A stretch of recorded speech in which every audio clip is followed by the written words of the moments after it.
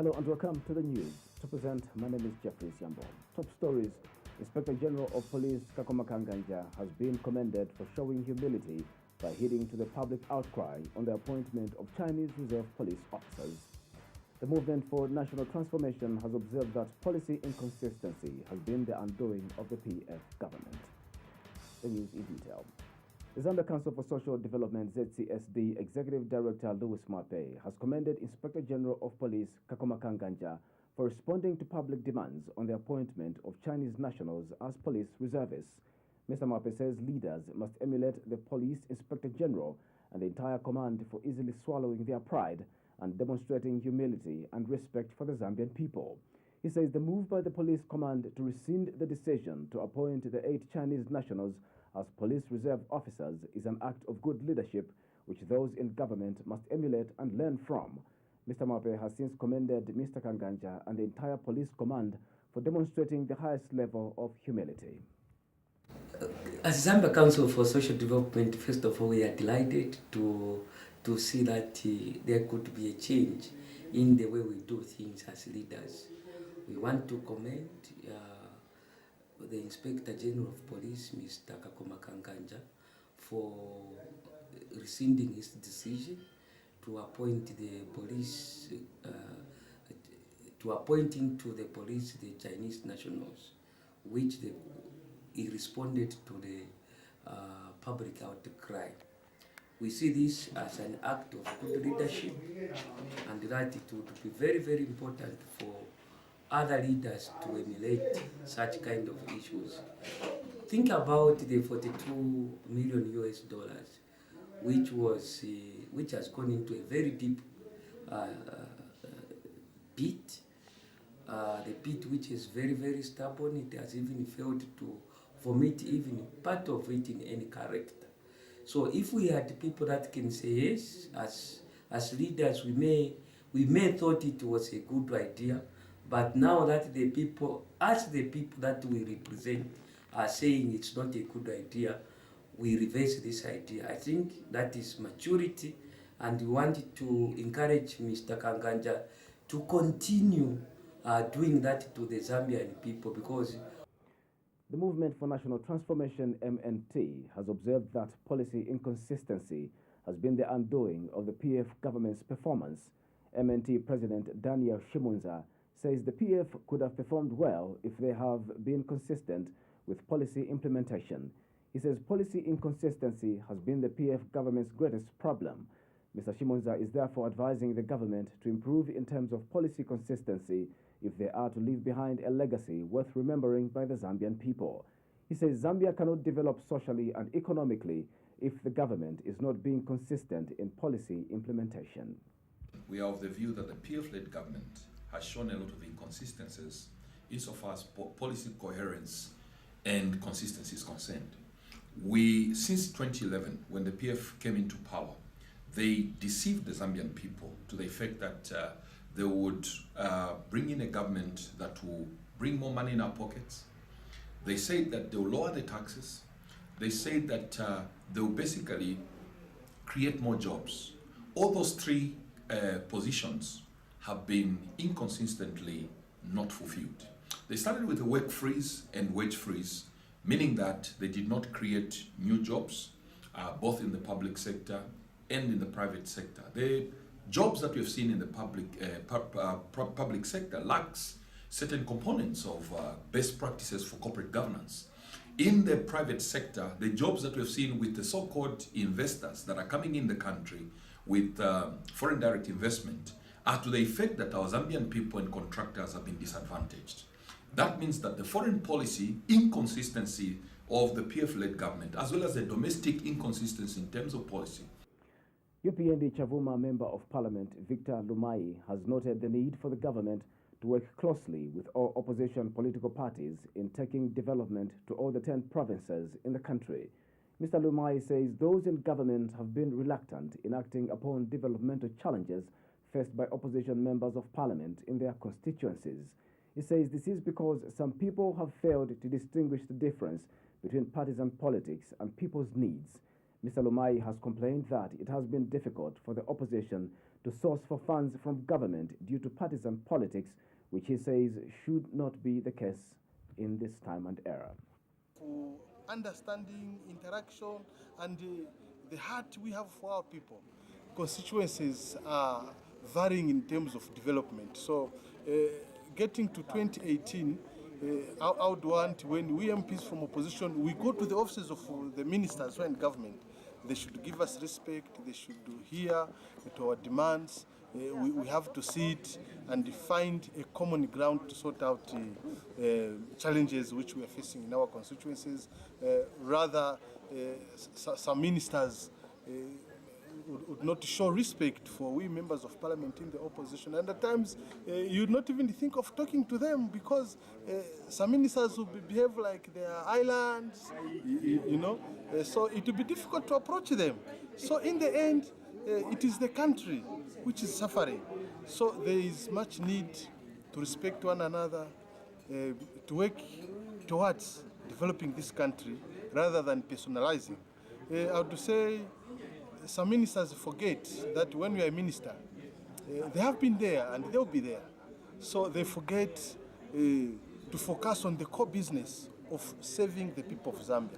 And that is through working with stakeholders who are members of parliament, who are councillors, who are council chairpersons, regardless the political parties they represent. Because there are two things. We talk about politics, we talk about development. So in the line of development, we have to say we need. Isolated cases of army worms have broken out in Siavonga district where maize crops have been destroyed. Siavonga District Commissioner Lavmo Kanyama has confirmed to Q News that two places, namely Namomba in Chief Chipepo's chiefdom and Kadambwe in Chief Sikongo's chiefdom, have been affected. Mr. Kanyama says agriculture officers have already moved in to spray the affected fields. He has since called on farmers to report suspected outbreaks of 4 army worms infestation so that crops are not destroyed. Mr. Kanyama has assured farmers in the district that government will curb the spread of the army worms that have invaded some areas. The Zambia Revenue Authority, ZRA, has dismissed the advert circulating on social media suggesting that it is auctioning impounded vehicles and electronic gadgets. ZRA Corporate Communications Manager Topsy Sikalinda has since advised the general public to ignore the fake advert circulating and report any person involved to the security wings. Mr. Sikalinda explains that when ZRA is auctioning goods, it engages a professional auctioneer who advertises the auction sale in the electronic media. He says the people behind the fake social media advert are bent on swindling unsuspecting members of the public. Mr. Sikalinda says the authority has engaged the security wings to trace the criminals that have been circulating such posts with the intention of swindling unsuspecting people. Consumer Unit and Trust Society CATS International says the fine slapped on the 3 mobile network operators by ZICTA for failing to meet some of the set parameters on quality service is not enough. Center Coordinator Chanai Mukumba says while the move by ZICTA is welcome, the fines are nothing compared to what the companies are able to make. She notes that the Competition and Consumer Protection Commission, CCPC, and other relevant institutions have for a long time been receiving numerous complaints about poor services rendered by the 3 mobile companies, but that no action has been taken against them. Ms. Mukumba has accused the 3 mobile network operators, namely Airtel, Zamtel, and MTN, of exploiting their customers. I think not only us, but I know the Competition and Consumer Protection Commission have been receiving numerous complaints from consumers over the past couple of months just with regards to the service delivery by the 3 major mobile service providers. And I think it's been a great step taken by the regulatory authority in terms of finding the mobile service providers to ensure that essentially they take steps to make sure that consumers themselves are receiving the service that they are paid for. I think the only issue that we would raise as CATS is that although the amounts that they've been fined seems to be a lot, I think as a percentage or component of those mobile service providers' annual revenue, it really is not that significant. And so I think for us, apart from just fining, we also, I think, would make a recommendation to ZICTA to make sure that they're following up with these mobile service providers to make sure that they are meeting the guidelines to ensure that they are providing the necessary service to consumers. The opposition National Democratic Congress (NDC) has accused the UPND of practicing childish and immature politics. NDC spokesperson Eric Chanda says it is childish for the UPND to start showering Savoy Imboela with insults after she ditched the party to join the NDC. Mr. Chanda has described as unfortunate the insults being showered on Ms. Imboela following her defection. He has reminded the UPND that every Zambian citizen has a right to support a political party of his or her choice without being intimidated. Zambian DNA spokesperson Spooky Mulemwa says 2017 has been a missed opportunity and a wasted year for the country in terms of peaceful coexistence. Mr. Mulemwa says political parties chose to engage in mudslinging and character assassination, forgetting about the needs of the people. He has since advised political leaders in the country to guard against politics of castigation. Mr. Mulemwa believes leaders who thrive on politics of castigation have no place in Zambia and should be declared redundant. He has told Q News that Zambia is a multi-party democracy and as such, political leaders must learn to coexist. We expect that 2018 will be a better year. Let every political party do the right thing. Today I was reading some name tabloid where Honorable Kambwili, member of RON, says there is no president in Zambia. Honorable Kambwili, you served under President Lungu twice, after he won the election in 2015 and after he was re-elected in 2016. Therefore, your statement is meant to mislead the people. Do not say things out of anger and frustration. You know there's a president here. If you've got issues with that president, get down and discuss with him because you worked with him before. You are part of the inner circle. For you to stand up there and say Zambia has got no president, we don't accept that.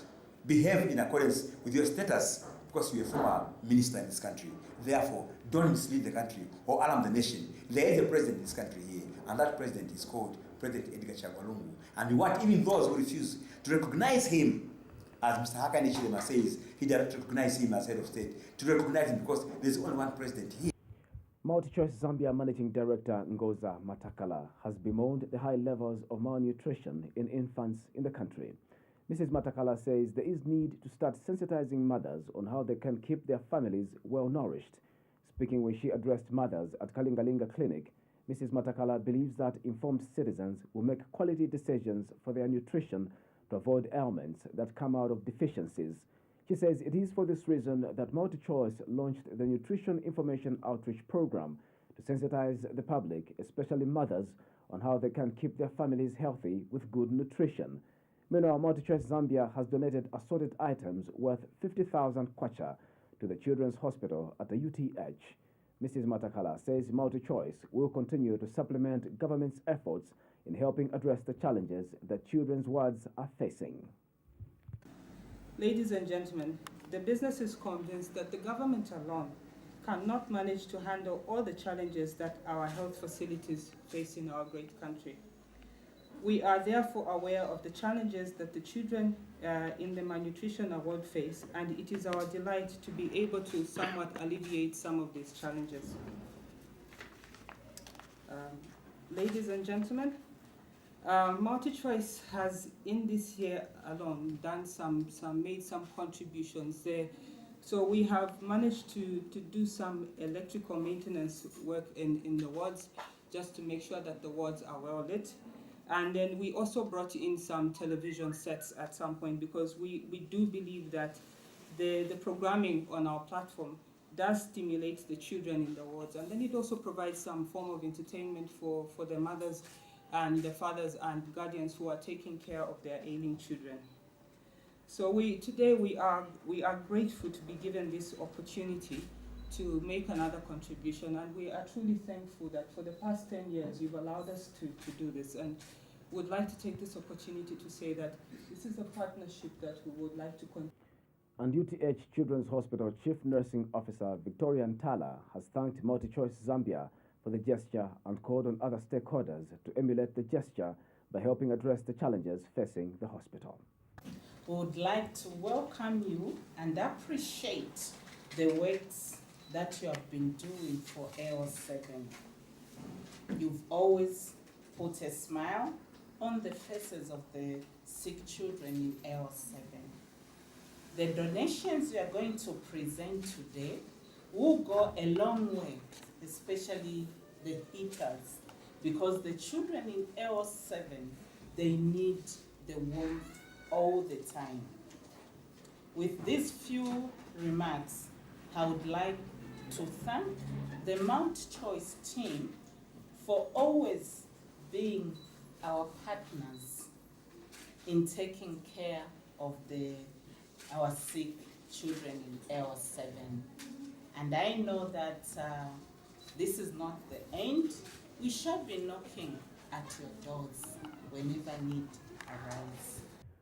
The Ministry of General Education has noted the need for schools to seriously consider enhancing hygiene education for pupils. Speaking in Lusaka when he represented the Ministry of General Education during the launch of the Think, Act, Be Smart School Awareness Campaign, Ministry Chief Education Officer Nero Mwanapabu said hygienic education influences the well-being of students mentally and physically, thereby helping them to perform better. Mr. Mwanapabu has acknowledged that most schools in the country face the challenge of proper sanitation and water facilities, hence the need for children to be well taught on how they can maintain hygiene despite this challenge. He has expressed hope that the campaign will help improve the behavior of pupils through useful practices connected to personal, water, food, domestic and public hygiene. And this could not have come at a better time than this, when we ourselves in our schools are grappling with the challenges of water and sanitation in our schools. Those of you who have taken time to go into our schools will agree that most often than not, you'll find that our schools are dry when it comes to provision of water. You find sometimes the taps are not running, for whatever reason, the boreholes are not on. Water from Lusaka Water and sewerage is not there. And so when we have partners like Lusaka Water Security Initiative partnering with the Lusaka City Council to make sure that we have good water and sanitation education in our schools, it's an initiative that we grasp with both hands. And so to Lusaka City Council, sir, we want to say thank you very much for this initiative. And we want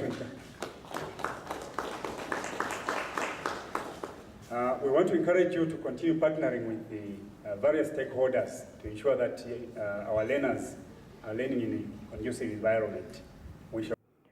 And in a speech read on his behalf by Independence Ward 13 Councillor George Daka, Lusaka Mayor Wilson Kalumba said the council is happy to be part of the initiative through the Lusaka Water Initiative, which will help enhance hygiene education in schools. Not only does this affect the private and corporate groundwater users, it also threatens water supply to Lusaka Water and Sewage Company, which relies on groundwater for 55% of its supply. It makes matters worse.